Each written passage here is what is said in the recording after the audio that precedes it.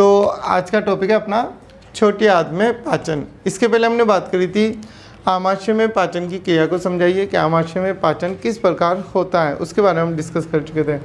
आपकी बुक के अकॉर्डिंग जो है उसमें संरचना के साथ साथ जब पाचन तंत्र की संरचना की बात करते हैं तो संरचना के साथ साथ उसमें उसकी पाचन क्रिया भी समझा रखी है। हम यहाँ पे अलग अलग बात कर रहे हैं कि हमने पहले संरचना के बारे में बात करी, अब उसमें अलग अलग टॉपिक के मुख गुहा में पाचन किस प्रकार होता है, आमाशय में पाचन किस प्रकार होता है, और अब हम बात करेंगे छोटी आंत में पाचन किस प्रकार होता है।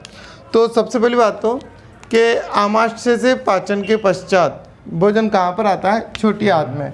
तो ये कुछ इस प्रकार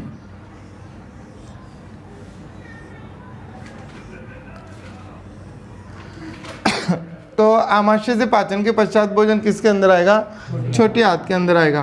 तो सबसे पहले जो आएगा वो किस में आएगा, छोटी आंत का जो ग्रहणी भाग होता है, सबसे ऊपर कौन सा भाग होता है, ग्रहणी भाग। तो कहाँ पे आता है वो, ग्रहणी भाग में आता है। अब ग्रहणी भाग में जब आता है तो सबसे ज़्यादा जो भोजन का पाचन होता है वो कहाँ पर हो जाता है, ग्रहणी भाग में होता है। अब वो कैसे होता है कि इस ग्रहणी भाग में क्या होते हैं, दो रस आकर मिलते हैं। एक तो इधर से तो क्या होता है, यहाँ पर ये क्या होता है, लीवर, ठीक, लीवर मतलब यकृत हम बोल सकते हैं। इस यकृत के बाद यहाँ पर क्या होती है, एक संरचना होती है जिसको हम बोलते हैं पित्ताशय। यकृत के साथ यहाँ पर क्या होती है, एक संरचना क्या होती है, पित्ताशय होती है। तो लीवर के द्वारा तो क्या होता है, एक रस स्त्रावित होता है जिसको हम क्या बोलते हैं, पित्त रस।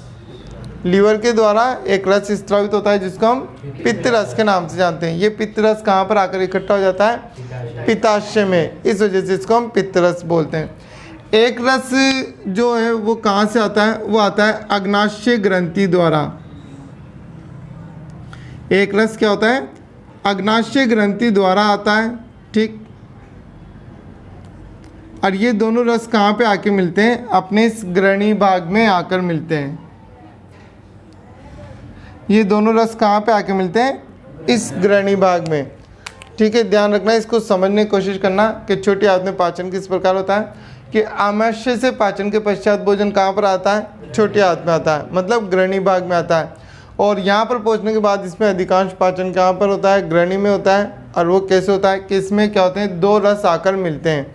एक तो पित्ताशय के द्वारा तो पित्त रस, और एक अग्नाशय के द्वारा अग्नाशय रस। ये दोनों रस आकर यहाँ पे आकर इससे मिल जाते हैं। अब इसमें क्या होता है, पहले हम बात करते हैं पित्त रस के बारे में। भाई पित्त रस क्या होता है, पित्त रस के बारे में अगर बात की जाए तो पित्त रस क्या होता है, एक हल्के हरे पीले रंग का क्या होता है, द्रव होता है। हल्के हरे पीले रंग का द्रव होता है और इसमें किसी प्रकार का एंजाइम नहीं पाया जाता। पित्त रस में क्या होता है, किसी प्रकार का एंजाइम नहीं होता।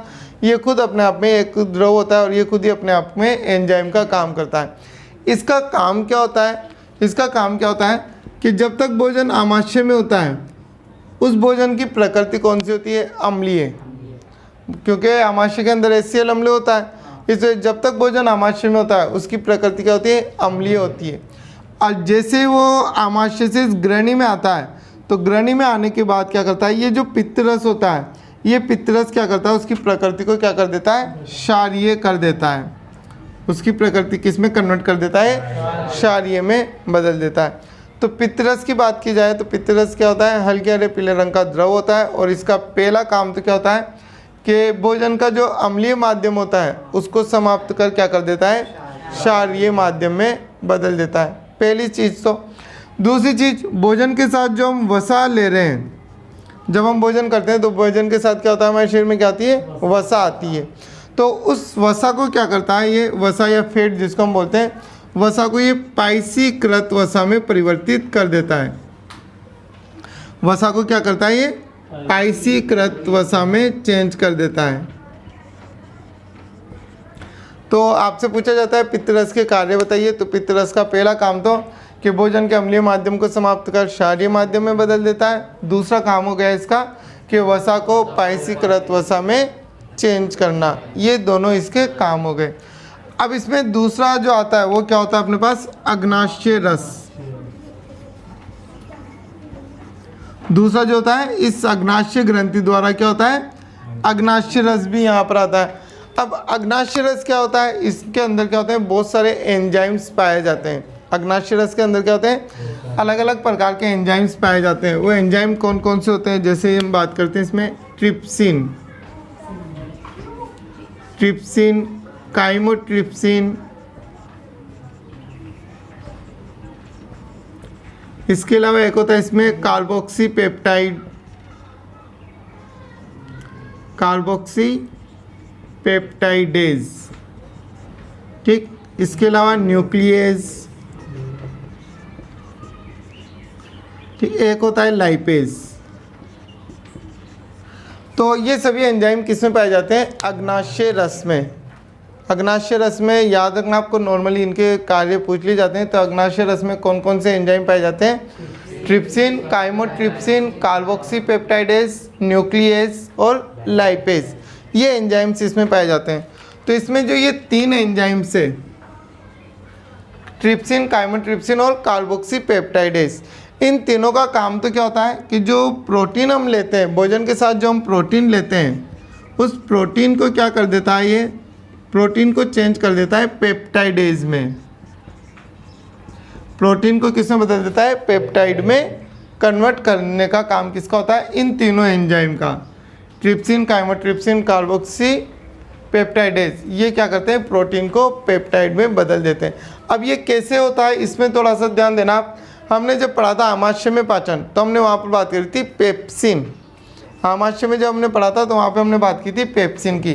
पेप्सिन क्या करता है, प्रोटीन को पेप्टोन प्लस प्रोटियोज में बदलता है। मतलब प्रोटीन एक बड़ा कण है और उसको क्या किया, उसने छोटे कण में बदल दिया। फिर जब ये ग्रहणी के अंदर आता है, तो ये जो एंजाइम्स होते हैं ट्रिप्सिन, काइमोट्रिप्सिन, ये इसको क्या करते हैं, और छोटे कणों में बदल देते हैं। ये इनको और छोटे छोटे कणों में चेंज कर देता है, मतलब पेप्टाइड में, या फिर हम बोल सकते हैं एमिनो अम्लों में चेंज कर देता है, ठीक है। तो ध्यान रखना, ट्रिप्सिन का काम क्या होगा, एक तरीके से प्रोटीन को किस में बदलना, पेप्टाइड में। काइमोट्रिप्सिन का भी प्रोटीन को पेप्टाइड में, ठीक।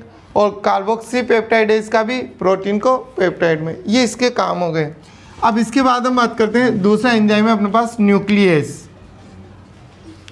न्यूक्लियस एंजाइम का क्या होता है कि जो भी डीएनए या आरएनए, इसका काम क्या होता है, न्यूक्लियस का डीएनए या आरएनए को क्या कर देता है, न्यूक्लियोटाइड में चेंज कर देता है। न्यूक्लियोटाइड, डीएनए या आरएनए को क्या करता है, ये न्यूक्लियोटाइड में चेंज कर देता है। और लास्ट एक है अपने पास लाइपेज। लाइपेज का काम क्या होता है कि जो वसा हम लेते हैं, इस वसा को क्या कर देता है, मोनोसेकेराइड में चेंज कर देता है। मोनोसेकेराइड बोल दो या फिर वसीय अम्लों में, ठीक है। वसा को मोनोसेकेराइड या वसीय अम्लों में परिवर्तित करने का काम किसका होता है, लाइपेज का। तो ये चीज़ आपको अच्छे से समझनी और याद रखना है। आपसे जब ये पूछा जाए कि पाचन तंत्र का नामांकित चित्र बनाकर छोटी आंत में पाचन को समझाइए, तो आपको ये सब बताना पड़ेगा, ठीक है। तो इसको अच्छे से समझ लेना, ये सब आपको आना ही चाहिए। कैसे कैसे पाचन हो रहा है, ये चीज़ मैंने सीक्वेंस से आपको समझा दी। अग्नाशय रस कैसे कैसे पाचन में सहायक होता है। इसके बाद हम क्या करते हैं, जो भोजन क्या होता है, जब ग्रहणी भाग से किस में आता है, वो क्षुद्रांत्र में।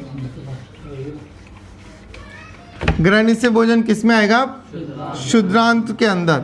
तो क्षुद्रांत्र के अंदर क्या होते हैं, छोटे छोटे इस प्रकार से अंगुली नुमा प्रवर्ध पाए जाते हैं। जैसे हम क्षुद्रांत्र की बात करते हैं, तो क्षुद्रांत्र के अंदर क्या होते हैं, कुछ इस प्रकार से अंगुली नुमा प्रवर्ध होते हैं। छोटी आंत के अंदर क्या होते हैं, इस प्रकार से क्या होता है, अंगुली नुमा प्रवर्ध होते हैं। ये प्रवर्ध क्या करते हैं, जो छोटी आंत का जो क्षेत्रफल होता है, उसके क्षेत्रफल को क्या कर देते हैं, बढ़ा देते हैं। भाई एक तो भोजन इस तरीके से सीधा जा रहा है, ठीक है, और एक भोजन को क्या है, इस तरीके से घूम कर जाना पड़ेगा, तो उसका रास्ता क्या हो गया, ज़्यादा हो गया, ठीक है। तो ये प्रवर्ध क्या करते हैं, उंगली नुमा जो प्रवर्ध होते हैं, ये क्या करते हैं, छोटी आंत के क्षेत्रफल को बढ़ा देते हैं, जिसके कारण भोजन यहाँ पे ज़्यादा समय तक रुकेगा, और भोजन यहाँ ज़्यादा समय तक रुकेगा तो उसका पाचन और अवशोषण अधिक मात्रा में हो सकता है। तो ध्यान रखना, कि भोजन का अधिकांश पाचन पूछा जाता है, अलग से पेपर में प्रश्न आता है कि भोजन का पूरे मतलब आहार नाल में सबसे अधिक पाचन कहाँ होता है, तो हम बात करते हैं छोटी आंत में। भोजन का सबसे अधिक पाचन और अवशोषण जो होता है वो कहाँ होता है, छोटी आंत के अंदर होता है। अब इसके अलावा यही पूछ लिया जाता है कि ये जो प्रवर्ध किसे कहते हैं, ये अंगुलीनुमा प्रवर्ध क्या होते हैं। तो ये प्रवर्ध का काम क्या होता है, तो क्या होता है कि जो शुद्रांत की दीवारें होती है उसकी दीवार पर क्या होते हैं, अंगुलीनुमा प्रवर्ध पाए जाते हैं, जिन्हें हम दीर्घ रोम या रसांकुल कहते हैं। दीर्घ रोम या रसांकुल कहते हैं। इनका काम क्या होता है कि ये जो आहार नाल की दीवारें होती है उसके क्षेत्रफल को क्या कर देते हैं, बढ़ा देते हैं, जिसके कारण भोजन का पाचन और अवशोषण अधिक मात्रा में होता है। ठीक, ये था आपके छोटी आंत में पाचन। अब छोटी आंत से पाचन होने के बाद भोजन कहाँ जाता है, बड़ी आंत में। छोटी आंत के बाद भोजन कहाँ जाता है, बड़ी आंत में जाता है। बड़ी आंत में कोई ज़्यादा खास बात नहीं है, सिर्फ ये है कि छोटी आंत से पाचन के बाद जो भोजन बचा हुआ भोजन रहता है, ये जो आवश्यक पोषक तत्व रहते हैं उनको कहाँ पर उनको कहाँ पर अवशोषित किया जाता है, बड़ी आंत के अंदर अवशोषित किया जाता है। कि छोटी आंत से पाचन के पश्चात भोजन बड़ी आंत में पहुँचता है और बचे हुए भोजन का अवशोषण व पाचन कहाँ होता है, बड़ी आंत में। पाचन में अवशोषण जो होता है वो तो सब शुद्रांत में हो जाता है।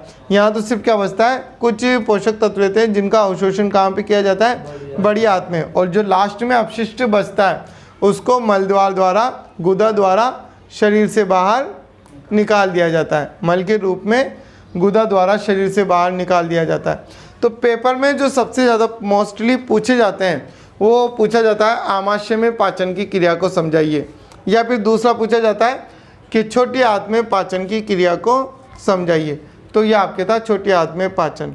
एक बार और बताऊं, न्यूज शॉर्ट में देख लो, समझ लो स्पीडली कि आमाशय से पाचन के पश्चात भोजन कहाँ आएगा, छोटी आंत में, मतलब ग्रहणी में। ठीक, ग्रहणी में क्या होते हैं कि दो पाचक रस आकर मिलते हैं, एक तो पित्त रस और एक अग्नाशय रस।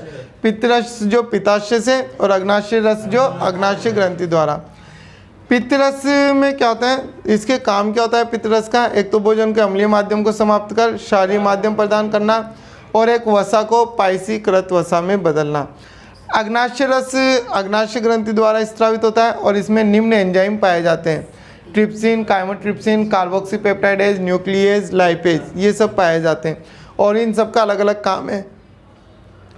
ट्रिप्सिन, काइमोट्रिप्सिन और पेप्टाइडेज ये सब तो क्या करते हैं, प्रोटीन को पेप्टाइड में बदल देते हैं। न्यूक्लियोएज क्या करता है, डीएनए व आरएनए को क्या करता है, पेप्टाइड में बदलने का काम करता है, और न्यूक्लियोटाइड में बदलने का काम करता है। और लाइपेज का काम क्या होता है कि ये क्या करता है, वसा को मोनोसैकेराइड में चेंज कर देता है। तो और इसके बाद शुद्रांत में पाचन होता है।